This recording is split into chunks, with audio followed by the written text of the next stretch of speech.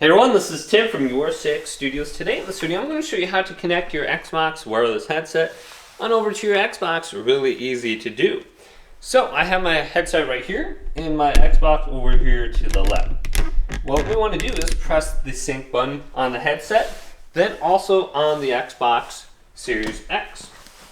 So the sync button will be right here.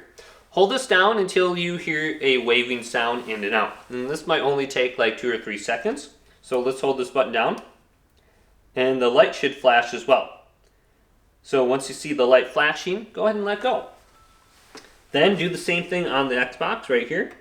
Hold this down for like 2 or 3 seconds, and the light should go ahead and blink.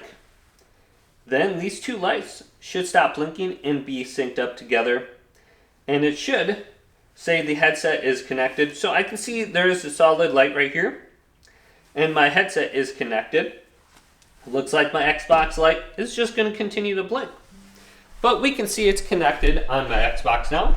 So let's go on over here. And we can go over to the configuration. And we can go to the guide menu. Going down to My Games and Apps. Go to See All. Go to Apps. And go to where you can see the thumbstick Xbox accessories. And select that. And go on over to your headset now, and here's configure. So we can go to the equalizer now, and we can increase specific sounds. So that's for custom. Otherwise, you can go to like music, movie, speech, heavy bass, or game. Then we have bass boost on here. Then we have auto mute. You can just set this to medium, and then you can read the description. Auto mute silences your mic when you're not speaking. Mic light. So this microphone light is going to allow you to know when you can speak. And sometimes it's just too bright, so I just lowered it to low.